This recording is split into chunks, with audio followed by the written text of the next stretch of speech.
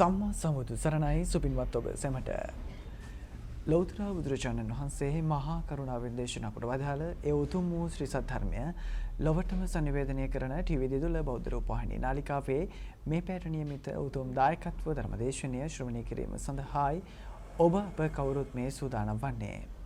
සදහැවතුනි අද මෙම උතුම් දායකත්ව ධර්මදේශනය සඳහා අප කළා වූ ගෞරවාන්විත ආරාධනය පිළිගෙන වැඩමවතාල සුධර්මාරාම වාසී ත්‍රිපිටක ධර්මවේදී ගෞරව ශාස්ත්‍රවේදී පූජ්‍යපාද නම කියනට අවසරයි හසලක සිළුවිමන ස්වාමින් වහන්සේ සාදුනාදයක් දී දෙපා නැමද පිළිගෙන සිටිමු. සාදු සාදු සාදු. සදහැවතුනි අද මෙම උතුම් දායකත්ව ධර්මදේශනය සඳහා තම බැතිබාර දායකත්වයෙන් කටයුතු කරනු ලබනවා. අංක 10/100 බණ්ඩාරවත්ත කඩවත ලිපිණෙහි පදිංචි චින්තා පෙරේරා මහත්මිය ඇතුළු පින්වත් පිරිස විසින් සදහැවතුන් අරමුණු ලෙස සඳහන් කරගෙන තිබෙනවා. ශ්‍රී ලංකා දුම්කොළ සංස්ථාවේ නිෂ්පාදන කළමනාකාරතුමා වශයෙන් කටයුතු කර විශ්‍රාමිකව සිටින මිට වසර 5කට පෙර එනම් 2017 මාර්තු මාස 17 වන දින පරලොව සැපත් ජයසේන පෙරේරා මහතාට පින් අනුමෝදන් කිරීම. එවැගේම පරලොව සැපත් අප පවුලේ දෙමාපියන් ප්‍රධාන සහෝදරයින් තිදෙනාට පුණ්‍ය අනුමෝදනා කිරීම. පවුලේ දරුවන් 7 දෙනාම හැදු වැඩු මිට වසර 36කට පෙර පරලොව සැපත් ආර්.එච්. පොඩිමැණිකේ ආයම්මාටද මිට වසර 5කට පෙර නම් 2017 වර්ෂයේ මාර්තු මාස 31 වන දින පරලොව සැපත් කිරිබත්ගොඩ විහාර මහදේවී බාලිකා විද්‍යාලයේ නිර්මාතෘ විදුහල්පතිනිය වූ අමරා වික්‍රමසිංහ ගුරු මාතාවටත් ගුරුහරුකම් දුන් පරලොව සැපත් සියලුම ගුරු මව්පියවරුන්ටත් ගුරු සේවා කාලය තුල සිටි සියලුම ගුරු සහෝදර සහෝදරියන්ටත් පින් අනුමෝදන් කිරීම. එවැගේම අපවත් වී වදාළ සියලුම භික්ෂු භික්ෂුණීන් වහන්සේලාට පුණ්‍ය අනුමෝදනා කිරීම. දිදුල මධ්‍යශාලයේ නිර්මාතෘවර අතිපූජ්‍ය මාලිගා විලාසජී ස්වාමින් වහන්සේටත් මධ්‍යජාලයේ කටයුතු ඉදිරියට ගෙන යාමට ශක්තිය ධෛර්ය නිදුක් නිරෝගී දීර්ඝායුෂ ප්‍රාර්ථනා කිරීම. එවැගේම අනුබුදු මෛත්‍රී බෝසතුන් ප්‍රධාන 33 කෝටියක් දෙවි දේවතාවුන් වහන්සේලාටද පතන් අවබෝධයකින් අමා මහ නිවන් ලැබීමට මේ පින් අනුමෝදන් වී අප සෑම දින ආරක්ෂා කරත්වායි ප්‍රාර්ථනා කිරීම. ගෞරවනීය දේශකයන් වහන්සේටත් නැද හිත මිතුරන් ඇතුළු ලංකාවාසී ලෝකවාසී සැමටත් ධර්ම දේශනාවට සවන් දෙන සුපින්වතුන් සැමටත් නිදුක් නිරෝගී සුව ලැබී සුවදායක ප්‍රතිපදාවකින් ඉක්මන් භවයකදී උතුම් වූ චතුරාර්ය සත්‍ය ධර්මය අවබෝධ වී අමා මහ නිවනින් සැනසෙත්වා යන උතුම් ප්‍රාර්ථනයන් ඇතිවයි සදහැවතුන් අද මෙම උතුම් දායකත්ව ධර්ම දේශනය සඳහා තම බැතිබර දායකත්වයෙන් කටයුතු කරනු ලබන්නේ. එසේනම් සදහැවතුනි ගෞරවනීය දේශකයන් වහන්සේට ධර්මදේශනය සඳහා ආරාධනා කරමින් අප සැම මෙතෙන් සිට ශ්‍රද්ධාවෙන් ගෞරවයෙන් යුතුව මෙම උතුම් දායකත්ව ධර්මදේශනය ශ්‍රවණය කරමු. අවසරයි ස්වාමින් වහන්සේ. සමන්ත චක්කවාලේසු අත්‍රා ගච්ඡන්තු දේවතා සද්දම්මං මුනි රාජස්ස සුනන්තු සග්ග මොක්ඛදං ධම්මස්සවන කාලෝ අයං බදන්තා ධම්මස්සවන කාලෝ අයං බදන්තා ධම්මස්සවන කාලෝ අයං බදන්තා නමෝ තස්ස භගවතු වරහතු සම්මා සම්බුද්දස්ස නමෝ තස්ස භගවතු වරහතු සම්මා සම්බුද්දස්ස නමෝ තස්ස භගවතු වරහතු සම්මා සම්බුද්දස්ස.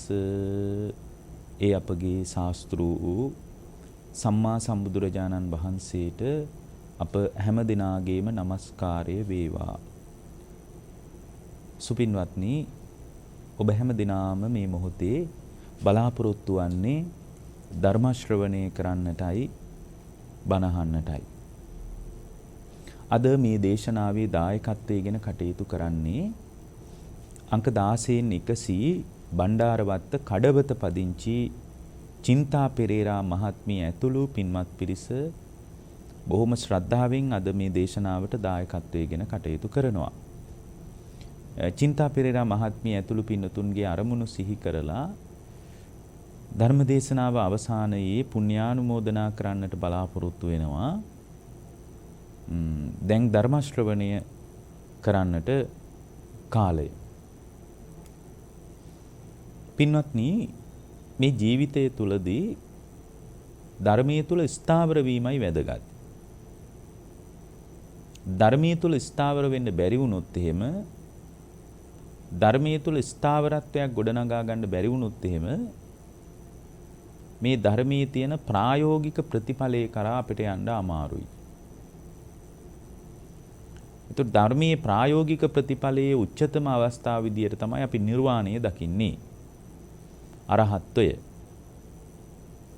අරහත්වයට මෙහා පැත්තේ විවිධ ආධ්‍යාත්මික ප්‍රවේශයන් බුදු සමයේ ඊටාම මනවින් පැහැදිලි කරලා දේශනා කරලා තියෙනවා. විවිධ ස්ථාවර තත්ත්වයන්. ඒ තමයි සෝතාපන්න සකදාගාමි අනාගාමි අරහත් කියන මාර්ගයේ සහ ඵලය.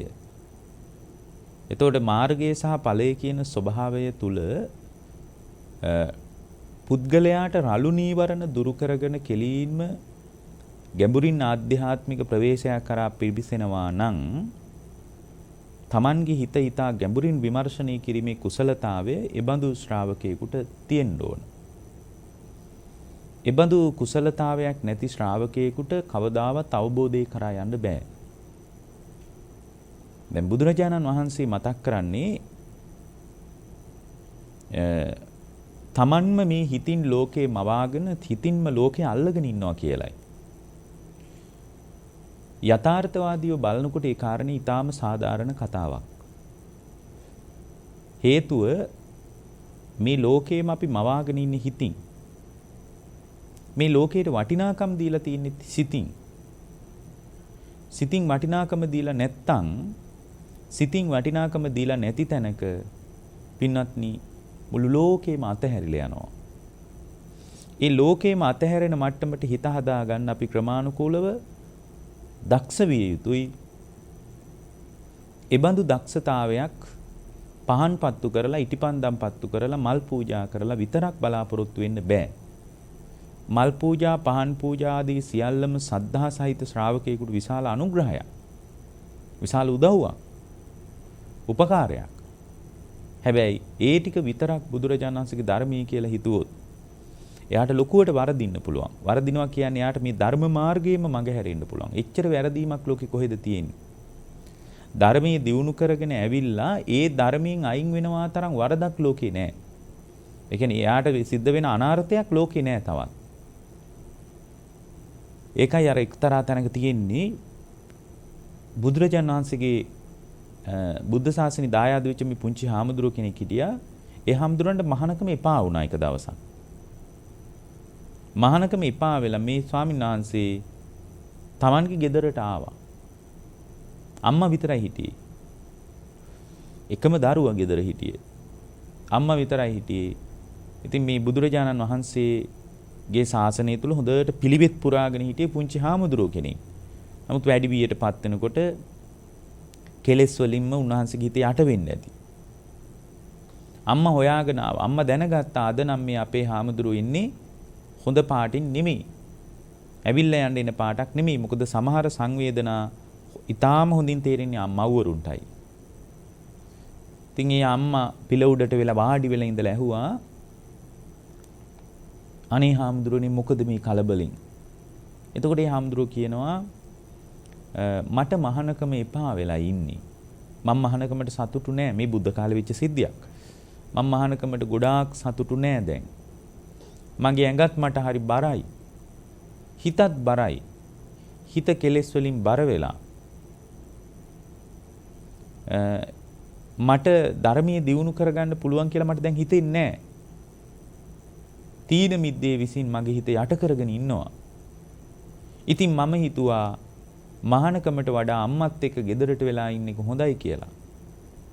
ඒක වඩා හොඳ දෙයක් කියලා හිතාගෙනයි මම ආවේ. එතකොට ඒ අම්මා කියනවා දැන් බලන්න එහෙනම් ඔහොම ඉන්නකෝ කියලා කිව්වේ නෑ. ඒ අම්මා අඬන්න පටන් ගත්තා. ඒ අම්මා අඬනකොට අර පුතා අම්මගෙන් අහනවා ඇයි අම්මා අඬන්නේ?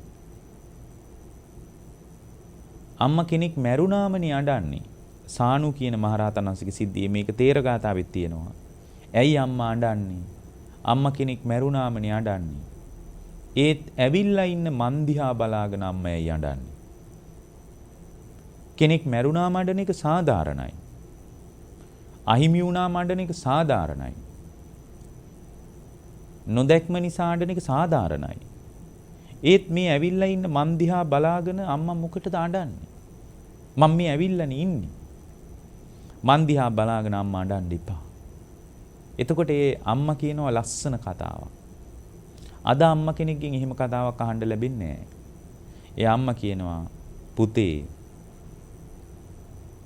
මහානකමට ගිහින් බඹසර ජීවිතේ පටන් අරගෙන ආර්ය වූ බ්‍රහ්මචර්යාවට ජීවිතේ පූජා කරගෙන සද්ධාවෙන් පැවිදි වෙලා සතිපට්ඨාන ආදී ධර්මයන් පූර්ණ කාලීනව දියුණු කරන්න පුළුවන්කම තියෙද්දී ආධ්‍යාත්මික පිළිවෙත තුලින් මෙබඳු ජරා මරණ දුක නම් වූ අභාග්‍ය සම්පන්න තත්ත්වයට නැවත නැවත එකතු නොවීම පිණිස මූලික පදනම හැදිලා තියෙද්දී කවුරු හරි කෙනෙක් ඒ පදනම අතහැරලා දාලා කවුරු හරි මිනිස්සෙක් ඒ විමුක්තිගාමී වැඩපිළිවෙල වීසි කරලා දාලා කවුරු හරි කෙනෙක් ධර්මය අතහැරලා ආයෙත් ගිහි බවට පත් වෙනවා කියන්නේ පුතේ මැරුණා වගේ. දැන් බලන්න මේ අම්මගේ කතාව කොච්චර ලස්සන කතාවක්ද. මැරුණා වගේ කියනවා. ඊට පස්සේ අම්මා ලස්සන බලන්න කන්න බොන්න නෑ තමයි. පිලේ මැටි පිලේ වාඩි වෙලා ඉඳලා තමයි ජීවිතේ ගැට ගහගන්නේ. නමුත් ඒ අම්මගේ තිබ්බ ප්‍රඥාව බලන්න. අද බොහෝම සුපෝකභෝගී ජීවිත ගෙවන අය ඉන්නවා. නමුත් ඒගොල්ලන්ට එහෙම ප්‍රඥාවක් නැහැ. ඒගොල්ලන්ට මේ ධර්මයේ වටිනාකමක් නැහැ. වටිනාකම තියෙන ආර්ථික ශක්තිය මත නොව තමා තුළ මතුවෙච්ච ප්‍රඥාව මතයි. දැන් බුදුරජාණන් වහන්සේගේ දේශනාව තුළ ඒ අම්මා කොච්චර දායාද වෙලා ඉඳලා තියෙනවද කියනවනම් ඒ අම්මා කියනවා පුතේ ගින්නකින් පිච්චි පිච්චි තිබ්බ දෙයක් ගින්නක ඇවිලි තිබ්බ දෙයක් හොඳට ගින්නෙන් පිච්චෙනකොට කවුද පුතේ ඒක ආය ගින්නෙන් එළියට අරගෙන හොඳට ඇවිලි තියෙද්දි පරිස්සමින් ඒක බේර ගන්නවා. ඒතර අර ගින්නට ඒක අහුවෙන්නේ නැහැ. ගින්නට අහු නොවි ඒක බොහොම පරිස්සමින් බේරගත්තාම කවුද පුතේ එහෙම දෙයක් ආය ගින්නට දාන්න කැමති? ගින්නෙන් පිච්චි තිබ්බ දෙයක් ගින්නකින් අරගෙන කවුද ආයෙත් ඒක ගින්නට දාන්න කැමති? එහෙම කියනකොට මේ පුංචි හාමුදුරන්ට සිහිය උපන්නා. ඇත්ත නෙවෙයි මේ කියන්නේ කියලා. එහෙම හැරිලා ගියා. අප්‍රමාදී වුණා. නිකලෙස් වුණා. උදව් කළේ අම්මා. අම්මා එදා කිව්වා නම් කමක් නෑ ඔයා විතරයි මට ඉන්නේ. මට ඉන්නෙත් ඔයා විතරයි. ඔයාට ඉන්නෙත් මං විතරයි. ඉතින් අපි දෙන්න විතරනේ දෙන්නට දෙන්නයි ඉන්නේ. මොකද මෙයාගේ තාත්තත් නෑනේ. ඒ නිසා කමන්නේ මම ළඟ ඉන්නවනේ මගේ දරුවා කියලා කියන්නේ නැද්ද අද කියනවා. ඒ කියන්නේ අද ඉන්න මිනිස්සු නිවනේ අර්ථය තෝරාගෙන බේරාගෙන නැහැ. ඒ නිසා මේ අවිද්‍යාව කියන ස්වභාවයෙන් යට වෙච්ච මේ හිතක් තියෙන අපි අවිද්‍යාවෙන් යට වෙලා ඉන්න වෙලාවක ඒකට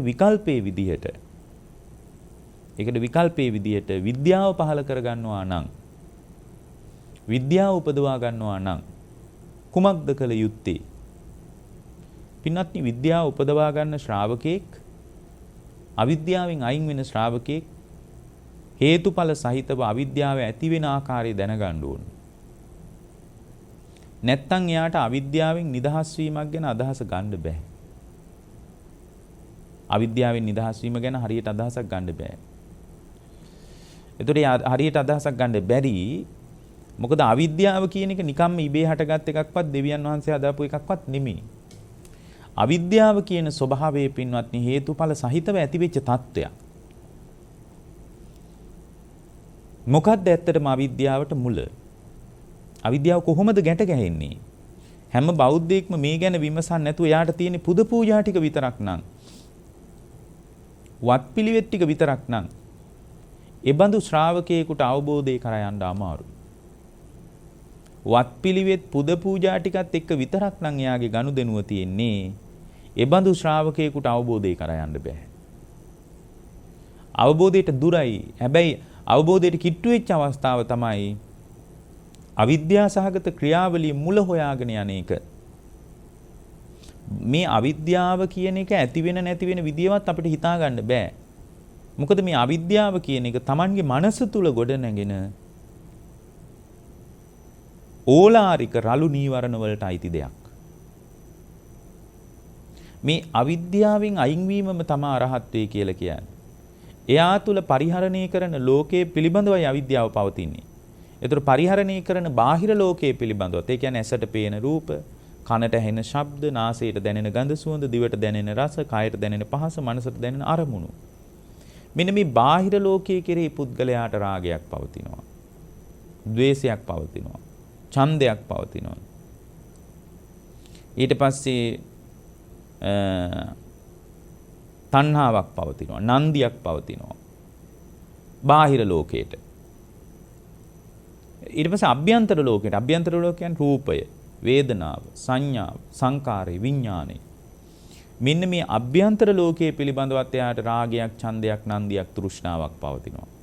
මෙන්න මේ බාහිර ලෝකයේ කෙරෙහිත් අභ්‍යන්තර ලෝකයේ කෙරෙහිත් පින්වත්නි අපි තුල පවතින ඡන්දය, රාගය, නන්දිය, තෘෂ්ණාව අයින් වෙලා යන්නේ විද්‍යාව පහළ වීමත් එක්කයි. එහෙනම් අවිද්‍යාව කියන එක කොහොමද හැදුනේ? දැන් අවිද්‍යාවෙන් යට වෙච්ච පුද්ගලයා දැනගන්න ඕන අවිද්‍යාව කියන එක කොහොමද සකස් වෙන්නේ කියලා දැනගන්න ඕනද නැද්ද? එයා දැනගන්න ඕන. දැන් හොඳට බලන්න බුදුරජාණන් වහන්සේක දේශනාවකද මතක් කරනවා පින්වත් මහණෙනි. මේ අවිද්‍යාව කියන එක ආහාර සහිතයි. නෝ අනාහාරං. ආහාර රහිතයි කියලා මම කියන්නේ නැහැ. අවිජ්ජම් පාහම් භික්කවේ සහාරං වදාමිනෝ අනාහාරං. පින්වත් මහණෙනි අවිද්‍යාව ආහාර සහිතයි කියලායි මම කියන්නේ. අවිද්‍යාව ආහාර නැහැ කියලා මම කියන්නේ. එහෙනම් බලන්න බුදුරජාණන් වහන්සේගේ අවබෝධයට පහදිනවා කියන්නේ මෙන්න මේකටයි පින්වත්නි. මේ අවිද්‍යාව කොහොමද ඇති වෙන්නේ කියලා සාමාන්‍ය ලෝකයට හිතා ගන්න බෑ. භෞතික දියුණුවක් සහිත ලෝකයට ඒක තේරෙන්නේ නැහැ පින්වත්නි. දැන් බලන්නකෝ බටහිර ලෝකයට වෙලා තියෙන දේ මෙච්චර දියුණුවක් වුණාට ඒගොල්ලන්ට මේ මානසික වශයෙන් අවිද්‍යාව තුළ Tamanගේ චින්තනයේ ගොඩ නැගෙන විදිහ හොයාගන්න බෑ. හිතාගන්න බෑ. මොකද ඒගොල්ලන්ට දලා දහසක්වත් ගන්න බෑ. දැන් බලන්න බුදුරජාණන් වහන්සේ අදට 2600කට එහා පැත්තේදී අපිට මතක් කරනවා අවිජ්ජම් පාහම් භික්කවේ සහාරං වදාමිනෝ අනාහාරම්. මහණෙනි අවිද්‍යාව ආහාර සහිතයි. ආහාර රහිතයි කියලා මං වදාරන්නේ. පින්වත් මහණෙනි නුඹලා දන්නවාද අවිද්‍යාවට ආහාරය? තමා තුළ විමසන්න මේක. තමන් තුළ විමසන්න. එතකොට බුදුරජාණන් වහන්සේ මතක් කරනවා මහණෙනි අවිද්‍යාවට ආහාරය පංච නීවරණස්ස වචනීයං. මහණෙනි පුද්ගලයා තුළ අවිද්‍යාවම වැඩෙන්නේ පංච නීවරණය ආහාරය කරගෙනයි. පංච නීවරණය ආහාරය වෙච්ච තැන පංච නීවරණය ආහාරය වුණාට පස්සේ ඒ පංච නීවරණයේ ආහාරය කරගෙන තමයි පින්වත්නි අවිද්‍යාව කියන එක වැඩෙන්නේ. අවිද්‍යාව කියන එක මෝරන්නේ. නීවරණ ආහාරයෙන් තොරව අවිද්‍යාවට මෝරා වැඩීමක් නැහැ. නීවරණයේ ආහාරය කරගෙනයි අවිද්‍යාව මෝරන්නේ. අවිජ්ජම් පාහම් භික්කවේ සහාරං වදාමිනවනා. ඒ හේතුව බලන්න පුද්ගලයා තුල ඇලීම් ගැටීම් Tamanගේ හිත තුල පවතින තාක්කල් එයා තුල මුලාවක් පවතිනවා. දැන් කාමච්ඡන්දය කියන්නේ ඇලීම කියන එක. ව්‍යාපාදය කියන්නේ ගැටීම කියන එක. එතකොට ඒ ඇලීම සහ ගැටීම පදනම් කරගෙන හිත හැකිලෙන්න පුළුවන්. උද්දච්ච කුක්කුජ්ජේ. එතකොට එයාට මාර්ගය ගැනත් සැකයි, ධර්මයේ ගැනත් සැකයි, බුදුරජාණන් වහන්සේ ගැනත් සැකයි, සංඝයා ගැනත් සැකයි, ත්‍රිලක්ෂණය ගැනත් සැකයි, පටිච්චසමුප්පාදය ගැනත් සැකයි, පෙර භවය ගැනත් සැකයි, පසු භවය ගැනත් සැකයි, පෙරපසු දෙභවයම ගැන සැකයි. මේ සැකයම උඩ දුවනවා. මේ ටික ඇති වෙන්න යා ලස්සන්ට අවිද්‍යාවම මෝරා ගන්නවා. යාට තේරෙන්නේ නැහැ ලෝකේ ගැට ගැහෙන විදිය. බලන්න බුදුරජාණන් වහන්සේ හරි ලස්සනට කියනවා මහණෙනි පංච නීවරණේ ආහාරය කරගෙනයි පුද්ගලයා තුළ අවිද්‍යාව වැඩෙන්නේ. ඊළඟට බුදුරජාණන් වහන්සේ මතක් කරනවා මේ පින්වත් මහණෙනි ඒ වගේම මම එතනින් නැවතින්නේ පංච නීවරණියත් ආහාර සහිතයි. පංච නීවරණාහම් භික්කවේ සහාරං වදාමිනෝ අනාහාරං. පින්වත් මහණෙනි පංච නීවරණියත් ආහාරය සහිතයි. ආහාර රහිතයි කියලා මම කියන්නේ. පින්වත් මහණෙනි පංච නීවරණී ආහාරය තමයි තීනි දුච්චරිතානි තිස්ස වචනීයං. පුද්ගලයා තුළ ත්‍රිවිධ දුස්චරිතය ඇති වෙනකොට කය පරිහරණය කරන්නේ වැරදි විදියට නම්, වචනේ පරිහරණය කරන්නේ වැරදි විදියට නම්, මනස පරිහරණය කරන්නේ වැරදි විදියට නම්, ඒ වැරදි විදියට පරිහරණය කරනකොට යාට යථාර්ථය පේන්නේ නැහැ. ඒ පේන්නේ නැති තාක්කල් යාට නීවරණම වැඩෙනවා. නීවරණ වැඩෙන්න යා තුළ අවිද්‍යාවම මෝරාගෙන වැඩෙනවා. පුදුම විශ්ලේෂණයක්. මේ ගැන පැය 10ක විතර දේශනා කරන්න පුළුවන්. එකින් එකට ගත්තොත් කොහොමද මේවා වැඩෙන්නේ කියලා. නමුත් අද මේ දේශනාවේ පොදු අදහස ගන්න ඒක ඔබට කවදා හරි උදව් වෙයි. එතකොට දැන් බලන්න ඔබ කය වැරදි විදියට පරිහරණය කරොත් කයෙන් අකුසල් වැඩෙනවා. වචනේ වැරදි විදියට පරිහරණය කරනොත් වචනයෙන් අකුසල් වැඩෙනවා. මනස වැරදි විදියට පරිහරණය කළොත් මනස හරහා අකුසල් වැඩෙනවා. ඒ අකුසල් වැඩෙන විදියට මේ සම්පූර්ණයෙන් සිත කය වචනේ පරිහරණය කළොත් එයාට නව කර්මයක් හැදෙනවා. මොකද බුදුදහම නව කර්මය කියන්නේ ඇහැට නෙමෙයි. ඇහැ කියන්නේ පුරාණ කර්මය. කන කියන්නේ පුරාණ කර්මය. ඇස කන නාසය දිවකය මනස කියන්නේ පුරාණ කර්මයට කියන වචනය. මොකද ඇස කන නාසය දිවකය මනසෙන් අත්දකින්න ලෝකයේ පැරණි කර්මයක් එක්ක සකස් වෙච්ච එකක්. ඒතකොට නව කර්මය කියලා කියන්නේ සිත කය වචනේට. දැන් මේ වෙලාවේ සිතෙන් කයෙන් වචනෙන් දුස්චරිතේ නම් තියෙන. එතන නීවරණයට උදව්ව හම්බ වෙනවා. එතන අවිද්‍යාවට තල්ලු හම්බ වෙනවා. ඒ නිසා අර සිත කය වචනේ තුලින් සිද්ධ වෙච්ච දේ නැවත නැවත භවයක් හදලා දෙනවා. ඉතින් අවිද්‍යාව සහගතව නැවත නැවත භවයටම සංයෝග වෙනවා මේ පුද්ගලයා. මේක තමයි බුදුරජාණන් වහන්සේගේ කතාන්දරය. ඊළඟට බුදුරජාණන් වහන්සේ මතක් කරනවා තීනි පාහම් භික්කවේ දුස්චරිතානි සහාරං වදාමිනෝ අනාහාරම්. පින්වත් මහණෙනි, මේ ත්‍රිවිධ දුස්චරිතයත් ආහාර සහිතයි. ආහාර නෑ කියලා මං කියන්නේ. මොකක්ද ආහාරය? ඉන්ද්‍රිය අසංවරෝ තිස්ස වචනියං. මහණෙනි, ඇස සංවර වෙලා නැත්තම් එතනයි අලුතෙන් වැරදි විදියට කර්ම සකස් වෙන්නේ. කන සංවර වෙලා නැත්තම් එතනයි වැරදි විදියට කර්ම සකස් වෙන්නේ. නාසය සංවර වෙලා නැත්තම් දැන් බලන්න හොඳට ඇස සංවර වෙලා නැත්තම් ඇසෙන් අත්දකින්න ලෝකයේ තුල එයා මුලාවෙන් දැක්කොත් ඒ ඇසින් අත්දකින්න ලෝකයේ නිසා එයා සිතින් කයින් වචනෙන් කර්ම කරගන්නේ නැද්ද? කරගන්නවා. ඒකයි මෙතන කියන්නේ මහණෙනි, මේ ත්‍රිවිධ දුස්චරිතය ආහාර සහිතයි. ආහාර නැහැ කියලා මම කියන්නේ නැහැ. පින්වත් මහණෙනි, ඒකට ආහාරය තමයි ඉන්ද්‍රිය අසංවරෝ තිස්ස වචනියං. ඉන්ද්‍රිය සංවරේ නැතිකම ආහාරය. ඉන්ද්‍රිය සංවරේ නැතිකම. එතකොට ඉන්ද්‍රිය සංවරේ නැතිකම ආහාරය නම් ඉන්ද්‍රිය සංවරේ නැතිකම ආහාරය වෙන්නේ කොහොමද? ඉන්ද්‍රිය සංවරේ නැතිකම ආහාරය වෙන්නේ මෙන්න මෙහෙමයි. පින්වත්නි, ඇස කන නාසය දිවකය මනස තුල තමන්ට අවබෝධය නැත්තම්, ඇස පරිහරණය කරද්දී ඇසෙන් දකින්න ලෝකයේ පිළිබඳ යට නුවණක් නැත්තම්, ඒ නුවණක් නැති තැනක ඇස ඉදිරියට එන රූපයට යා මුලා වෙනවා. මුලා වුණාට පස්සේ ඒ මුලාව නිසාම ඒ කියන්නේ මෝහයටපත් වෙනවා. මෝහයනේ මුලාව කියන්නේ. මෝහයටපත් වුණාට පස්සේ මුලාවටපත් වුණාට පස්සේ මුලාව නිසා එයා සිතිනුත් ඒක වැරදිවට අල්ලනවා. කයනුත් ඒක වැරදිවට අල්ලනවා. වචනේනුත් වැරදිවට අල්ලනවා. අභිනන්දති අභිවදති අජ්ජෝසාය තිට්ඨති. අභිනන්දති වැරදි විදියට ඒක අභිනන්දනය කරනවා. අභිවදති වැරදි විදියට ඒක කතා කරනවා. අන්න වචනේනුත් වෙනවා. අජ්ජෝසාය තිට්ඨති හිතින්ම අල්ලගෙන ඒකට ගිලිලා ඒකට යට වෙලා ඒකට බැහැගෙන ඉන්න මට්ටමක් එනවා. බැහැගෙන ඉන්න මට්ටමක් එනවා. එතකොට ත්‍රිවිධ දුස්චරිතය වැඩින්නේ සුචරිතය වැඩින්නේ නැහැ. දුස්චරිතය වැඩෙනකොට නීවරණම මෝරනවා. අනේ අත්දකින්න ලෝකයේ කෙරේ කාමච්ඡන්දේම හදා ගන්නවා, ව්‍යාපාදේම හදා ගන්නවා. ඉතින් යාට මේ සංසාරය ගැන තේරෙන්නේ නැහැ. තීන මිද්දෙන් යට යනවා. හරිම අලසයි, කුසලයක් ගැන උවමනාවක් නැහැ. හිත හැකිලෙනවා. සම්පූර්ණයෙන්ම හිත විසිරී යනවා. මේ බඳු ආකාරයට ඒ පුද්ගලයා කෙලෙසුන්ගෙන් යට වෙනවා. යට වෙනකොට යට වුණාට පස්සේ පින්වත්නි, අවිද්‍යාවටයි තල්ලුව ලැබෙන්නේ. අවිජ්ජම් පාහම් භික්කවේ සහාරං වදාමිනෝ අනාහාරං. අවිද්‍යාව ආහාර සහිතයි කියලා කිව්වේ අන්න ඕකයි.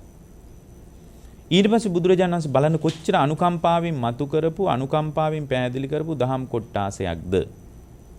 උන්වහන්සේ ඊළඟට පැහැදිලි කරනවා, පින්වත් මහණෙනි, මේ ඉන්ද්‍රිය අසංවරය කියන එකත් ආහාර නෑ කියලා මම කියන්නේ. ඉන්ද්‍රිය අසංවරය කියන එකත් ආහාර සහිතයි කියලායි මං කියන්නේ. ආහාර රහිතයි කියලා මං කියන්නේ. ඉන්ද්‍රිය අසංවරම් පාහම් භික්කවේ සහාරං වදාමිනෝ අනාහාරං. පින්වත් මහණෙනි, ඉන්ද්‍රිය අසංවරය කියන එක ආහාර සහිතයි. ආහාර නෑ කියලා මම කියන්නේ නෑ. මොකක්ද ඉන්ද්‍රිය අසංවරයට ආහාරය? අසතා අසම්පජඤ්ඤා තිස්ස වචනිය. අන්න බලන්න බොහොම වැදගත් දෙයක්. පුද්ගලයා තුල ඇස තුල සංවරය නැත්තේ, කන තුල සංවරය නැත්තේ, නාසය තුල සංවරය නැත්තේ, දිව තුල සංවරය නැත්තේ, කය තුල සංවරය නැත්තේ නිකම්ම නෙමෙයි. අසතා අසම්පජඤ්ඤා තිස්ස වචනියං සති සම්පජඤ්ඤේ නැතිවීමයි අවුල. මොකද්ද ගැටලුව? සති සම්පජඤ්ඤේ නැතිකමයි. සති සම්පජඤ්ඤේ නැති වුණොත් සති සම්පජඤ්ඤේ පවත්වා ගන්න බැරි වුණොත් ඒ සති සම්පජඤ්ඤේ පවතින්නේ නැති තැනක සිහිනුවන පවතින්නේ නැති තැනක පින්වත්නි ඒ සති සම්පජඤ්ඤේ නැති වීමම පදනම් කරගෙන ඒ පුද්ගලයා තුළ ඉන්ද්‍රිය සංවරය නැති වෙනවා. දැන් බලන්න ඇස පරිහරණය කරනකොට සිහිනුවන නැත්තම් ඇස පැත්තේ ඇස හරහා ඕනම කෙලෙසයක් ඇතුළට ගලන්නේ නැද්ද? ගලනවා. එහෙමනම් බලන්න ඉන්ද්‍රිය සංවරයටයි ත්‍රිවිධ සුචරිතයටයි පංච නීවරණයට ඔක්කොටම ප්‍රවේශ මහදල දෙන්නේ සති සම්පජඤ්ඤයයි. සති සම්පජඤ්ඤය. සිහිනුවන තරම් තමන්ව බේරන, තමන්ව පරිස්සම් කරන, තමන්ව රකින්න ලෝකේ වෙන කිසි ධර්මයක් නැහැ පින්වත්. සිහිනුවන තරම්. එතකොට මේ සිහිනුවන වැඩෙනකොට බුදුරජාණන් වහන්සේ මතක් කරනවා පින්වත් මහණෙනි අසතා අසම්පජඤ්ඤාතිස්ස වචනීයං මේ සති සම්පජඤ්ඤේ නැහැ කියන සිහිනුවන කියන එක හැම වෙලාවකම පවත්වන්න ඕන. ඒ පැවැත්විය යුත්තේ තමා තුළ ඉන්ද්‍රිය සංවරය ඇති කර ගැනීමටයි. ඉන්ද්‍රිය සංවරය ඇති කරගන්නේ ත්‍රිවිධ සුචරිතය නිසායි. ත්‍රිවිධ සුචරිතයට උදව්ව ගන්නයි. ත්‍රිවිධ සුචරිතයට උදව්ව ගන්නේ ත්‍රිවිධ සුචරිතය නිසා නීවරණ මෝරන්නේ නැහැ. නීවරණ මෝරන්නේ නැහැ කියන අවිද්‍යාව මෝරන්නේ නැහැ. අවිද්‍යාවට ආහාරයයි නිරුද්ධ වී යන්නේ. ඊට පස්සේ බුදුරජාණන් වහන්සේ බොහොම ලස්සන කාරණයක් මතක් කරනවා. පින්වත් මහණෙනි අසතා අසම්පජඤ්ඤාතිස්ස වචනියං මේ සති සම්පජඤ්ඤේ නෑ කියන එක අසතා සම්පජඤ්ඤං පාහම් භික්කවේ සහාරං වදාමි නෝ අනාහාරං. පින්වත් මහණෙනි සති සම්පජඤ්ඤේ ආහාර සහිතයි කියලයි මම දේශනා කරන්නේ. ආහාර නෑ කියලා මම දේශනා කරන්නේ නෑ. මොකක්ද සති අසති අසම්පජඤ්ඤේට ආහාරය? ඒ තමයි අයෝනිසෝ මනසිකාරෝ. අයෝනිසෝ මනසිකාරෝ. නුවණින් විමසීම නැතිකම. නුවණින් විමසීම නැතිකම. යෝනිසෝ මනසිකාරේ නෑ කියලා කියන්නේ නුවණින් විමසීම නෑ කියලා කියන්නේ එතන සති සම්පජඤ්ඤේමයි වැඩෙන්නේ. ඒ කියන්නේ මේ මොහොත තුළ නුවණින් විමසීමේ කුසලතාවයත් එක තමයි සිහිනුවන උපදින්නේ. දැන් බලන්න මේ මාතර වෙනස සියුම් ආදර 2600කට එහා පැත්තේදී භාග්‍යතුන් වහන්සේ වදාලා කියන්නේ සරුවඥමයි. හේතුව උන්වහන්සේ කියනවා මේ මොහොතේ නුවණින් විමසීම නැත්තම් එයා තුළ සිහිනුවන උපදින්නේ නැහැ කියනවා. එහෙනම් යෝනිසෝ මනසිකාරය ආහාරය කරගෙන තමයි සති සම්පජඤ්ඤේ වැඩෙන්නේ. ඒ කියන්නේ මේ වෙලාව මේ මොහොත තුළ හොඳට Tamanගේ මනසිකාරය මේ පැත්තේ තිබ්බේ නැත්තම් සිහිනුවන උපදින්නේ නැහැ. එයා ඇස පරිහරණය කරන්නේ වැරදි විදියටයි. එහෙමනම් සති සම්පජඤ්ඤේ කියන එකත් ආහාරං වදාමි නොඅනාහාරං. ආහාර සහිතයි ආහාර නැහැ කියලා මහණෙනි මම දේශනා කරන්නේ නැහැ. මොකක්ද ආහාරය? අයෝනිසෝ මනසිකාරෝ. නුවණින් විමසීම නැතිකමයි සති සම්පජඤ්ඤේ නැතිවීමට හේතුව.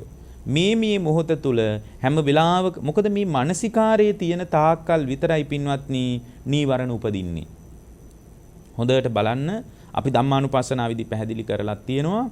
කාය ධම්මානුපස්සනාවේදී ඊටාම මනවින් තේරෙනවා හේතුව තමයි නුවණින් විමසීම තියෙන තාක්කල් නුවණින් විමර්ශනය කරන තාක්කල් පින්වත්නි ඒ පුද්ගලයා තුල නුවණින් විමස ඉන්න තාක්කල් විතරයි මේ කවර ධර්මයක් හෝ හිත තුල උපදින්නේ. දැන් කාමච්ඡන්දේ ඇති වෙන විදියට කල්පනා කළොත් විතරයි කාමච්ඡන්දේ ඇති වෙන්නේ. ආන්න මානසිකාරයේ විදියට කළොත්. දැන් මේ බණ ටික අහගෙන ඉන්න වෙලාවේ නිවසේ හරි පන්සලේ හරි කොහේ හරි ඉඳලා බණ ටික අහගෙන ඉන්න වෙලාවේ ඔබ තුල පවතිනවා නම් යම් වෙලාවක යම් ආකාරයකින් ඔබ තුල පවතිනවා නම්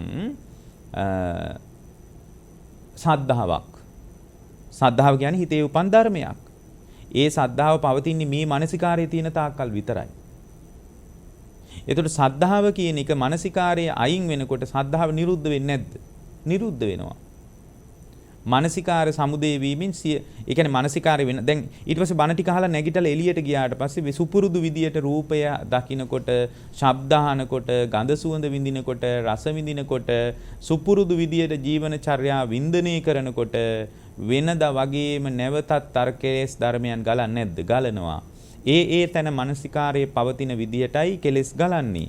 එහෙමනම් අපිට එක දෙයක් පැහැදිලි. ඒ තමයි පින්වත්නි මේ තමා තුළ යෝනිසෝ මනසිකාරයේ නැත්තම් එතන සති සම්පජඤ්ඤේ වැඩින්නේ නැහැ. සති සම්පජඤ්ඤේ වැඩින්නේ නැහැ. එහෙනම් සති සම්පජඤ්ඤේ කියන එක ආහාර සහිතවයි ඇති වෙන්නේ. ඒක තමයි යෝනිසෝ මනසිකාරය. එතකොට මේ යෝනිසෝ මනසිකාරය කියන தත්ත්වයත් ආහාර සහිතයි. එතකොට යෝනිසෝ මනසිකාරය නෑ කියන එකත් ආහාර සහිතයි. මේ දෙකම ආහාර සහිතයි.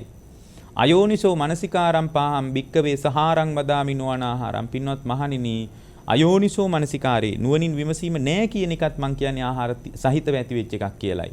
මොකක්ද ආහාරය? අසද්ධියාතිස්ස වචනිය. මහණෙනි, සද්ධාව නැතිකමයි ඒකට හේතුව. මොකද බුදුදහමින් හැර මේ බඳු කතාවක් ලෝකෙ මතුවෙන්නේ නෑ. ඒතර බුදුදහමින් මතුවෙච්ච මේ ධර්මයේ පිළිගන්න නම් බුදුහාරෝ ගැන යාට සද්ධාවක් තියෙන්න ඕන. ධර්මයේ ගැන සද්ධාවක් තියෙන්න ඕන. සංඝයා ගැන සද්ධාවක් තියෙන්න නැත්නම් මේ කතාව පිළිගන්නේ ඕව මොන කතාවද කියලා අයින් කරන්න පුළුවන්. මේ කාම ලෝකේ වින්දනය කර ඉන්නවා හැර වෙන ලෝකේ මේ ඔය කියන තරම් ආස්වාද ජනක භාවයක් ලෝකේ ඇත්තේ නැහැ කියලා එයා සම්පූර්ණ ජීවිතේට සම්පූර්ණ තමන්ගේ ජීවන චර්යාවට පයින් ගහන්න පුළුවන්. මේ ආධ්‍යාත්මික ප්‍රවේශයට හේතුව මොකද බුදුරජාණන් වහන්සේ විශ්වාස කළොත් විතරයි යාට බුදුරජාණන් වහන්සේ කියපු කතාවත් එක්ක එකතු වෙන්න හිතෙන්නේ.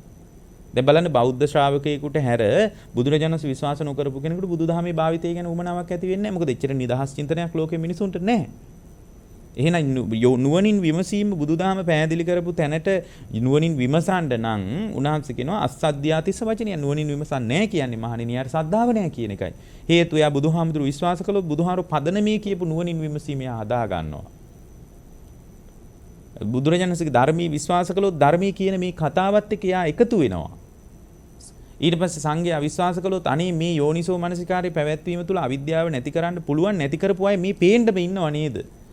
මේ සංඝයා මේවා නැති කළා නේද? රහතන් වහන්සේලාගේ ස්වභාවය මෙබඳු තත්ත්වයක් නේද කියලා සංඝයා ගැන පහදිනවා. මෙන්න මේ ශ්‍රද්ධාව නැති වුණොත් නුවණින් විමසීම නැහැ. නුවණින් විමසීම නැති වුණොත් සති සම්පජාඤ්ඤේ නැහැ. සති සම්පජාඤ්ඤේ නැති වුණොත් ඉන්ද්‍රිය සංවරේ නැහැ. ඉන්ද්‍රිය සංවරේ නැති වුණොත් ත්‍රිවිධ සුචරිතේ නැහැ. සුචරිතේ නැත්තම් නීවරණයයි පවතින්නේ. නීවරණයේ ආහාරය කරගෙනයි අවිද්‍යාව වැඩෙන්නේ. බලන්න කොච්චර ලස්සන කතාවක්ද. ඊට පස්සේ උන්වහන්සේ මතක් කරනවා අස්සද්ධියම් පාහම් භික්කවේ සහාරං වදාමිනෝ අනාහාරම්. මහණෙනි, සද්ධාව නැහැ කියන එකත් මං ආහාර සහිතයි කියලයි කියන්නේ. ආහාර සහිතයි කියලයි කියන්නේ. ආහාර සහිතව ඇති වෙච්ච තත්ත්වයක් විදියටයි මම මේක පැහැදිලි කරන්නේ. මොකක්ද ආහාරය? සද්ධාව නැහැ කියන එකට ආහාරය තමයි පින්වත්නි අසද්ධම්මස් සවනම් පාහම් භික්කවේ සහාරං වදාමි. පින්වත් මහණෙනි, සද්ධාව නැතිවීමට හේතුව තමයි යා ධර්මය අහලා නැහැ කියන එකයි. මොකද මේ ධර්මයේ ධර්ම ශ්‍රවණී තුලින්ම තමයි මතුවෙන්නේ. හේතුව තමයි. හැබැයි සද්ධර්ම ශ්‍රවණී කියන්නේ මේ පුද්ගලික කතාන්දර, රාජ කතා, දේශපාලන කතා, නොයෙක් කතා තියෙනවනේ, හිස් කතා. භික්ෂුවක් වුණත් ඒවා කියන්න පුළුවන්. මේ ගිහියෙක්ද පැවිද්දෙක්ද කියන එක නෙමෙයි මෙතන අදාළ. දැන් හැම ස්වාමින් වහන්සේ නම් ධර්මීයම කියන්නේ කියන තැනට එන්න බෑ. අද එන්නත් බෑ, එදා එන්නත් බෑ ඒක. මොකද මේ සමහර බුද්ධ කාලේ පවා සමහර ස්වාමීන් වහන්සේලා හිටියා ධර්මයේ වෙනුවට මේ හිස් කතාන්දර කර හිටපු අය. ඒතර මෙතන සද්දම්මන් සවණ කියන එක ඒක ධර්මයේ කියලා කියන්නේ පටිච්ච සමුප්පාදයේ පංචස්කන්ධයේ සප්තබොජ්ජංග ආර්ය අෂ්ටාංගික මාර්ගයේ ආස්වාදාදීනව නිස්සරණ මේ සලායතනවල යථාර්ථය මේවා ගැන ගැඹුරු කතාවක් මතුවෙන්න ඕන. මේවා පිළිබඳ යථාර්ථවාදී කතාවක් මතු නොවුනොත් එබඳු මතු නොවිච්ච ශ්‍රාවකයෙකුට අවබෝධය කරා යන්න බෑ.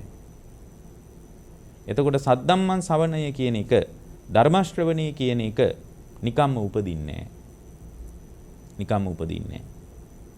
ඒක උපදවා ගන්නට නම් පින්වත්නි, ධර්ම ශ්‍රවණය කියන එක උපදවා ගන්නට නම් ඒ උපදවා ගැනීම කියන එක ආහාර සහිතයි. ඒකට බුදුරජාණන් වහන්සේ මතක් කරනවා අසද්දම්ම සවණම් පාහම් භික්කවේ සහාරං වදාමිනෝ අනාහාරං. මහණෙනි, ආහාර සහිතයි. සත්පුරුෂ සංසේවණේ නැතිකමයි ඒකට ආහාරය. අසත්පුරුෂ සේවනං තිස්ස වචනියන්. සත්පුරුෂය, ඒ කියන්නේ ඒකයි බුදුදහම කියන්නේ මහණෙනි, බුද්ධ ශාසනයේම කල්යාණ මිත්‍රයා මත තියෙන්නේ කියලා. එක වෙලාවක ආනන්දහාරෝ ඇවිල්ලා කියනවා ස්වාමීනි, මට හිතෙනවා මේ බුද්ධ ශාසනයේ හරි අඩක් කල්යාණ මිත්‍රයා මත තියෙන්නේ කියලා. නෑ ආනන්ද, නෝ හේවං ආනන්ද. ආනන්ද එහෙම කියන්න එපා. ආනන්ද, මේ බුද්ධ ශාසනයේ හරි අඩක් නෙමෙයි. සමස්ත බුද්ධ ශාසනයෙම තියෙන කල්යාණ මිත්‍රයා මත. බලන්නකෝ දැන් අවිද්‍යාවට මුල හොයාගෙන යද්දී අසත්පුරුෂ සංසේවනේ. කවුරුවත් හිතනවද මේ අපේ ඇසුර වැරදුනොත් එහෙම තමයි අවිද්‍යාව වැඩෙන්නේ කියලා? නෑ. හේතු සහිතව බොහෝම ලස්සනට බුදුරජාණන් වහන්සේ එක පැහැදිලි කළා. ඊට පස්සේ බලන්න විද්‍යා විමුක්තිය ගැන කියන කතාව. මේ දේශනාවලදී භාග්‍යවතුන් වහන්සේ මතක් කරනවා විද්‍යා විමුක්තිය උපදින විදිය. ඒව මේවකෝ භික්කවේ සත්පුරිස සංසේවෝ පරිපූර්ණේ සද්දම්මං සවරම් පරිපූර්ණේති. පින්වත් මහණෙනි යම් වෙලාවක සත්පුරුෂය හම්බ වුණොත් සත්පුරුෂයා කියන්නේ මේ ණයක් නැති වෙලාවට ණයක් ගන්න පුළුවන් විදිය. ඒ කියන්නේ ලෝකෙට ණය වෙලා ඉද්දි කල්යාණ මිත්‍රයෙක් විදිහට ඔයාට මන් දෙන්නම් කියලා උදව් කරන. ප්‍රශ්නයක් ඇති වුණා ඔයා බය වෙන්න එපා. ඔයත් එක්ක මම ඉන්නවා වගේ නිකන් එකතු වෙලා කතා කරන. ඒ වගේ කෙනෙක් නෙමෙයි මෙතන මේ කියන්නේ. සත්පුරුෂ සංසේවනී කියලා කියන්නේ ස්කන්ධ ධාතු ආයතන නාම රූප පිළිබඳ ආයතන පිළිබඳ සලආයතන පිළිබඳ ධාතු පිළිබඳ පටිච්ච සමුප්පාදය පිළිබඳ චතුරාර්ය සත්‍ය පිළිබඳ ලෝකේ මතු කරලා මේක දුකයි මේ දුකෙන් නිදහස් වෙන්න මෙන්න මේ ක්‍රමයේ අනුගමනය කරන්න කියලා කවුරු හරි පෙන්නනවා නම් අන්න එයා තමයි මෙතන කල්යාණ මිත්‍රයා කියන්නේ. එහෙම නැත්නම් අපි ඔළුවෙන් හිතාගෙන ඉන්න කල්යාණ මිත්‍රත්වයේ නෙමෙයි මෙතන පැහැදිලි කරන්නේ. එතකොට මේ කල්යාණ සත්පුරුෂ සංසේවනයේ මතු වුණාට පස්සේ බුදුරජාණන් වහන්සේ මතක් කරනවා එතනදී පින්වත්නි සත්පුරුෂ සංසේවනයත් එක්ක ලැබෙන දෙයක් තමයි ඒත් එක්කම ධර්මීය. සද්දම්මන් සවනම් එන ධර්මයේ පරිපිරෙන විදිහට කල්යාණ මිත්‍රා ඉන්න ඕන. එතකොට ධර්මයේ පිරෙන්නේ නැත්නම් එයා සැබෑ මෙතන සත්පුරුෂ සංසේවනයේට එයා අදාළ නැහැ. ස්වාමීන් වහන්සේ නමක් වුණත් අදාළ නැහැ. දැන් ස්වාමීන් වහන්සේ නමක් ඉන්න පුළුවන් ආගිය තොරතුරු අහලා සුහදව කතා කරලා ඉතින් බොහෝම කල්යාණ මිත්‍රයෙක් වගේ අපි නමුත් ඒ බඳු කල්යාණ මිත්‍රෙ නෙමෙයි මෙතන කියන්නේ. ඒකත් හොඳයි. අහලා වතගොත අහලා ඉතින් සුව දුක් අහලා යම් කෙනෙකුට උදව් උපකාර කරන්න ඕනේ. ඒවත් මෙතන වැදගත්. වැදගත් නෑ කියලා අපි කියන්නේ නෑ. ඒවත් වැදගත්. හැබැයි ඊට වඩා බොහෝම වැදගත් කල්යාණ මිත්‍රයෙක් තමයි අර මේ ලෝකේ චතුරාර්ය සත්‍ය මතු කර කර මේක දුකයි දුකෙන් අත මිදීම පිණිස මේකයි කරන්න ඕන මේකයි නොකරන්න ඕන කියලා කවුරු හරි කියනවා නම් අන්න ඒක ඇහින්නේ යාගින් මතුවෙන ධර්මයේ හරහා.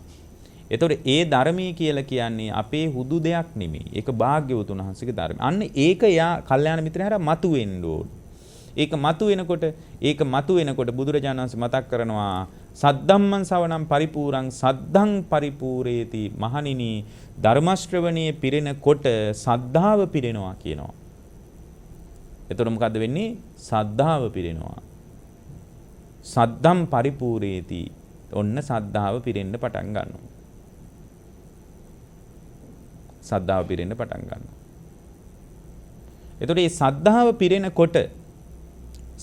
පිරෙනකොට බුදුරජාණන් වහන්සේ මතක් කරනවා. දැන් එතකොට යාට අර ධර්මය ඇහෙනකොට අනේ පුදුම දෙයක් මේ බුදුරජාණන්සේ වදාලේ. ඒ කියන්නේ යා පහදින්නේ අර පුද්ගලයාට නෙමෙයි බුදුහාමුදුරන්ට. විස්මිත අවබෝධයක් බුදුරජාණන් වහන්සේට තිබුණා. උන්වහන්සේගේ හිතේ තමයි මේ ධර්මයේ උපන්නේ කිය පහදිනවා.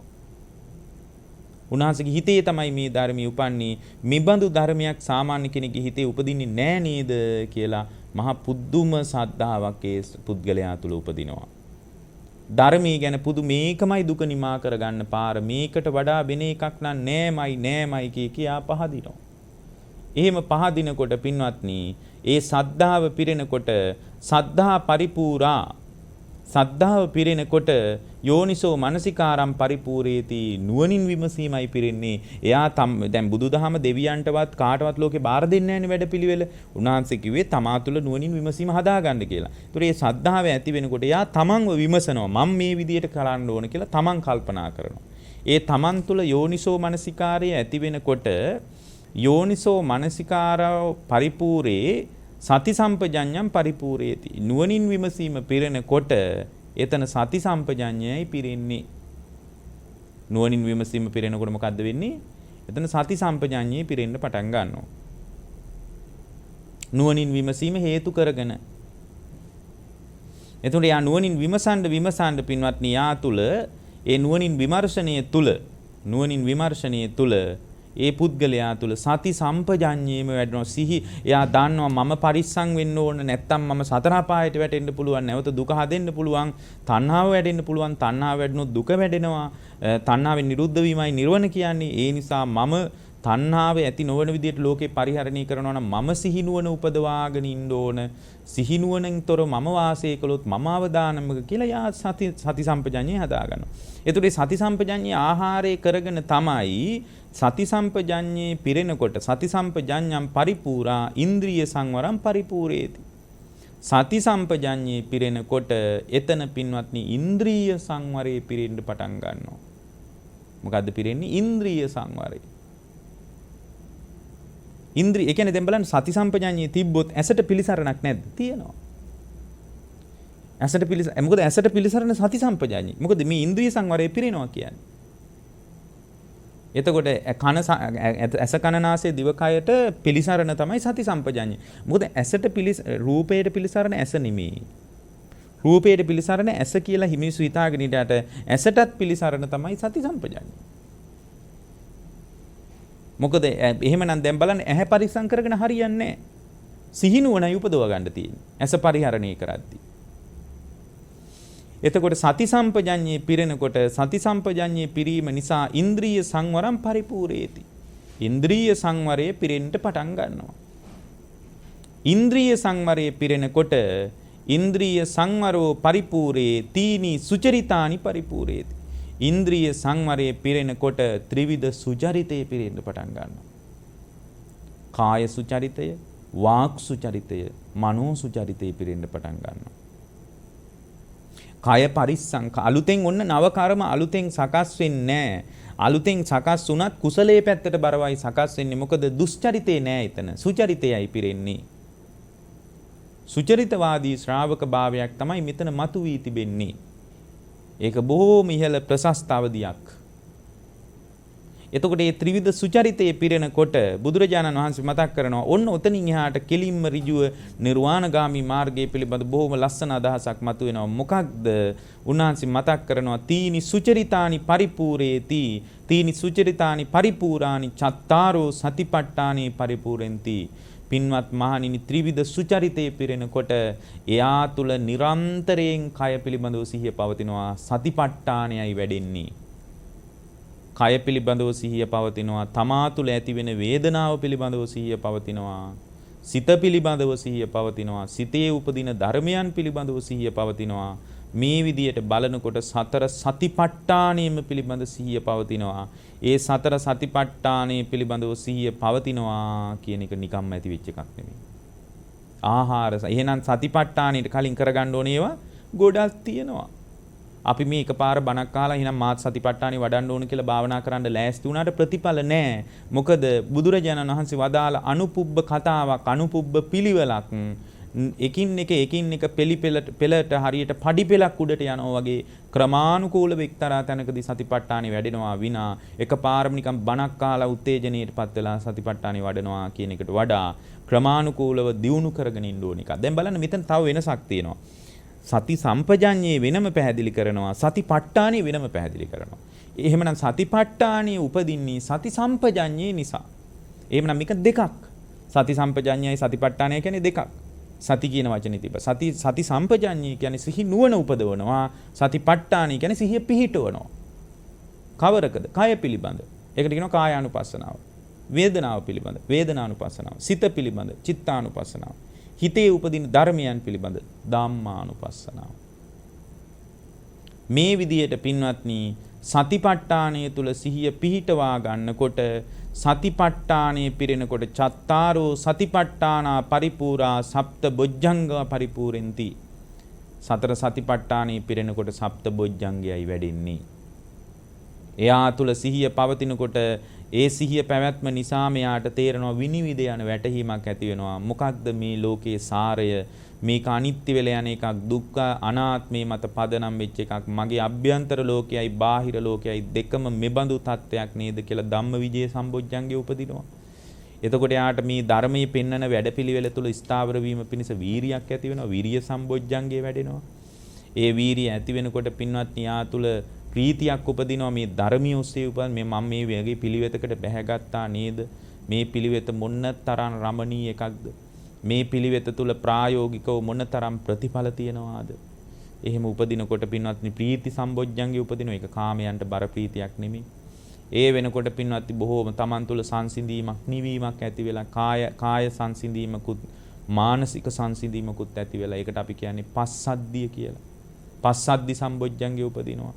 පස්සද්ධි සම්බොජ්ජංගේ උපදිනකොට පින්වත්නි ඒ ශ්‍රාවකයාට පස්සද්ධියට Tamanගේ හිතපත් වෙනකොට ඒ පුද්ගලයා තුල සමාධි උපදිනවා. ඒ කියන්නේ සමාහිත භාවයක්, කුසල් සිතේම එකඟතාවයක්, Taman තුල හිත දියුණු කිරීම තුලම එකඟතාවයක්. ඇස හරහා හිත විසිරෙන්නෙත් නැහැ, කන හරහා විසිරෙන්නෙත් නැහැ, නාසය හරහා විසිරෙන්නෙත් නැහැ, දිව හරහා විසිරෙන්නෙත් නැහැ, කය හරහා විසිරෙන්නෙත් නැහැ, මනස හරහා විසිරෙන්නෙත් නැහැ, අතීත සංකාර වලට දුවන්නෙත් නැහැ, අනාගත පුදුම සමාධියක් උපදින එකට කියන්නේ සමාධි සම්බොජ්ජංගය කියලා. ඒ සමාධි සම්බොජ්ජංගේ උපන්නාට පස්සේ පින්වත්නි එයා තුල මේ ලෝකයේ පිළිබඳවම අනබිරතියක් උපදිනවා. සියලු සංස්කාරයන් පිළිබඳ මැදහත් සිතක් ඇති වෙනවා. ඒත් එක්කම වර්තමානයේ සංස්කාර ලෝකයේ පිළිබඳවත් උපේක්ෂාවකටපත් වෙනවා. වර්තමාන අත්දැකීම් පරාසය පිළිබඳව සිහිනුවන උපදවාගෙන සතිමත් භාවයක් ඒ ශ්‍රාවකයා තුල ඇති වෙනවා. එතකොට ඒ විදියට ඇති වෙනකොට පින්වත්නි ඒකට කියන්නේ උපේක්ඛා බොජ්ජංගේ. මොකද හරිම මැදහත්. ඇහැ ඉදිරියට එන රූපේ නිසා රාගයක් හදන්නෙත් නෑ මැදහත්. පටිගයක් හදන්නෙත් නෑ මැදහත්. ඉන්ද්‍රිය පරිහරණයේ තුල පින්වත්නි මනාපත් නෑ මැදහත්. අමනාපත් නෑ මැදහත්. ඒ හේතුඵල සහිතවම Tamanට පේනවා මේවා හේතුන් නිසා හටගත්ත ඵල ධර්ම. හේතු නිරුද්ධ වීමෙන් නිරුද්ධ වී යන දේවල් විදියටයි යා දකින්නේ. ඒ දැක්ම තුලම වාසය කරනකොට උපේක්ඛා බොජ්ජංගේ වැඩෙනවා. උපේක්ඛා බොජ්ජංගේ තුලින් තමයි පින්වත්නි බුදුරජාණන් වහන්සේ මතක් කරනවා සප්ත බොජ්ජංගේ පරිපූර්ණේ විද්‍යා විමුක්තින් පරිපූර්ණෙන්ති. විද්‍යා විමුක්තිය සාක්ෂාත් කරනවා. විද්‍යාව කියන්නේ චතුරාර්ය සත්‍ය පිළිබඳ විනිවිද යන වැටහීමක් සහිත නුවණ තමා තුළම ප්‍රත්‍යක්ෂ වෙනවා. ඒව මේව තිස්ස විද්‍යා විමුක්තිය ආහාරේ හෝති. විද්‍යා විමුක්තිය මෙන්න මේ විදියටයි මාහණෙනි ආහාර සහිත වෙන්නේ කියලා බුදුරජාණන් වහන්සේ වදාළා. දැන් බලන්න අවිද්‍යාවට ආහාරයත් බොහොම ලස්සනට පැහැදිලි වුණා. විද්‍යාවට ආහාරයත් බොහොම ලස්සනට පැහැදිලි වුණා. දෙපැත්තෙන් හරිම අගේට මේ පිළිබඳව පැහැදිලි වුණා. දැන් එතකොට සසර මාර්ගය එක පැත්තකින් දේශනා වුණා. අනිත් පැත්තකින් විද්‍යා විමුක්තිය නම් වූ නිවන් මාර්ගයේ දේශනා වුණා. ඉතින් මේ දෙකම තමා තුළ ගොඩනගා ගන්නට Taman දක්ෂ වෙන්න ඕන. ඒ ගොඩනගා ගැනීම පිණිස උත්සාහ කරන්න ඕන, වීරියවන්ත වෙන්න ඕන. එතකොටයි සංසාර දුක නිමා කරගෙන මේ ගෝර සසරින් එතරව අමා නිවනට Tamanගේ හිතපත් කර ගැනීමට අවකාශය ලැබෙන්නේ. පින්වත්නි, එබඳු ආකාරයකට Tamanගේ චිත්තසංතානෙ ගොඩනගාගෙන අවබෝධය කරා පැමිණීමට මේ උතුම් බුද්ධ දේශනාව උපකාර වේවා කියලා අද අපි ඔබට ආශිර්වාද කරනවා.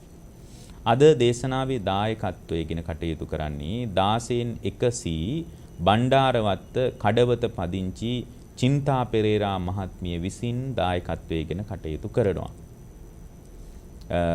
හැම දිනාටම අපි ආශිර්වාද කරනවා. චින්තා පෙරේරා මහත්මිය ප්‍රදාන හැම දිනාටම නිදුක් නිරෝගී සුව දීර්ඝායුෂ සැලසේවා. කායික මානසික යහපත සැලසේවා. උතුම් නිවන් පිණිසම මේ කුසලානිසංසයන් බලවත් වේවා කියලා අපි අදිෂ්ඨාන කරනවා. එතුමිය බලාපොරොත්තු වෙනවා අරමුණ විදියට ශ්‍රී ලංකා දුම්කොළ සංස්ථාවේ නිෂ්පාදන කළමනාකාරතුමා වශයෙන් කටයුතු කර විශ්‍රාමිකව සිටි මීට වසර 5කට පෙර 2017 වසරේ මාර්තු 17 වන දින පරලෝසපත් වුණු ජයසේන පෙරේරා මහත්මයාට අනුමෝදනා කරන්නටයි මේ දේශනාව සිද්ධ කරන්නේ. ජයසේන පෙරේරා මහත්මයාටත් පරලෝසපත් දෙමව්පියන් ප්‍රදාන සහෝදරයින් තිදෙනා ඇතුළු සියලුම දෙනාට මේ කුසල් උපකාර වේවා. භවගාමී ජීවිතයේ සුවපත් වේවා. ආයති භවයේ සුවපත් වේවා. සංසාර දුක් ගෙවා ලබන උතුම් නිවන් පිණිසම ජයසේන පෙරේරා මහත්මයා ප්‍රදාන හැම දිනාටම මේ කුසල් නිවන් පිණිසම හේතු වේවා කියලා අපි අදිෂ්ඨාන කරනවා. ඒත් සමගම පවුලේ දරුවන් 7 දෙනෙක් සිටින බවත් ඒ 7 දෙනාම හැදූ වැඩූ මීට වසර 36කට පෙර පරලෝසපත් වුණු RH පොඩිමැණිකේ ආයම්මාටත් මීට වසර 5කට පෙර පරලෝසපත් වුණු කිරිබත්ගොඩ විහාර මහදේවි බාලිකා විදුහලේ නිර්මාතෘ විදුහල්පතිනිය වූ අමරා වික්‍රමසිංහ ගුරු මාතාවටත් ගුරු හරුකන් දුන් පරලෝසපත් සියලු ගුරු මව්පියවරුන්ටත් ගුරු සේවා කාලය තුල සිටි සියලුම ගුරු සහෝදර සහෝදරයන් ඇතුළු හැම දිනාටමත් මේ කුසල් උපකාර වේවා කියන අදිෂ්ඨානය ඇති කරගෙන තියෙනවා. ඊතා සත්පුරුෂ අදහසක් ඒ සියලු දෙනාටම අනුමෝදනා වේවා. අපවත් වී වදාළ සියලුම ස්වාමින් වහන්සේලාටත් භික්ෂුණීන් වහන්සේලාටත් අනුමෝදනා කරන්න බලාපොරොත්තු වෙනවා. සියලු දෙනාගේම භවගාමී ජීවිතයේ සුවපත් වේවා. ගෞතම බුදු සසුනේදීම නිවන් පිණිස මේ කුසල් බලවත් වේවා. දිදුල මාධ්‍ය ජාලයේ නිර්මාතෘවරයන් වහන්සේ වන සභාපති ස්වාමින් වහන්සේ වන මාලිගා විලස්සජි ස්වාමින් වහන්සේ ප්‍රදාන මාධ්‍ය ජාලයේ සියලුම දෙනාට මේ උතුම් කුසල් ජීවිතාවබෝධයේ පිණිස වේවා කියලා අදිෂ්ඨාන කරගෙන තිබෙනවා. ඒ වගේම මෛත්‍රී බෝධිසත්වයන් වහන්සේ ප්‍රධාන 33 කෝටියක් දෙවි දේවතාවුන් වහන්සේලාටද පතන්නා වූ බෝධියෙන් අමා නිවන් පිණිස හේතු වේවා කියලා උන් විශේෂ ආශිර්වාදය අදිෂ්ඨානයක් කරලා තියෙනවා. කොවිඩ් වසංගත තත්ත්වයෙන් පීඩා විඳින ලක්වාසී ලෝකවාසී සියලු දෙනා සුවපත් වේවා. මියගිය සියලු දෙනාගේ භවයේද සුවපත් වේවා. ත්‍රිවිධ හමුදාවන්හි රණවිරුවන්ගේද භවගාමී ජීවිතය සුවපත් වේවා කියලා අදිෂ්ඨාන කරලා තියෙනවා. දේශකයන් වහන්සේ වෙච්ච අපටත් දිදුල කාර්ය මණ්ඩලයටත් නෑදෑ හිත මිතුරු සියලු දෙනාටත් ධර්ම ශ්‍රවණය කරපු ලක්වාසී ලෝකවාසී සියලු දෙනාටත් මේ උතුම් කුසලානිසංසයන් අමා නිවන් පිණිසම හේතු වාසනා වේවා කියලා අදිෂ්ඨාන කරනවා. අවීචයේ පටන් බවාග්‍රේ දක්වා විහිදී පැතිරී පවතින පෙනෙන නොපෙනෙන හැම දිනාටමත් මේ කුසල් උපකාර වේවා. සතරවරන් රජදරුවන් සක්දෙවිඳුන් ප්‍රදාන සියලු දිව්‍ය රාජ මණ්ඩලවලටත් බ්‍රහ්ම රාජ මණ්ඩලවලටත් මේ උතුම් කුසල් නිවන් දොරටුවක්ම වේවා කියන අදිෂ්ඨානය ඇතුව අනුමෝදනා කරන ආකාසට්ටා ච බුම්මට්ටා දේවානාගා මහිද්దికා පුඤ්ඤන්තං අනුමෝදිත්වා චිරං රක්칸තු ලෝක සාසනං ආකාසට්ටා ච බුම්මට්ටා දේවානාගා මහිද්దికා පුඤ්ඤන්තං අනුමෝදිත්වා චිරං රක්칸තු දේශනං ආකාසට්ටා ච බුම්මට්ටා දේවානාගා මහිද්దికා පුඤ්ඤන්තං අනුමෝදිත්වා චිරං රක්칸තු මම් පරන්ති. ඔබ හැම දිනාටම තෙරුවන් සරණයි.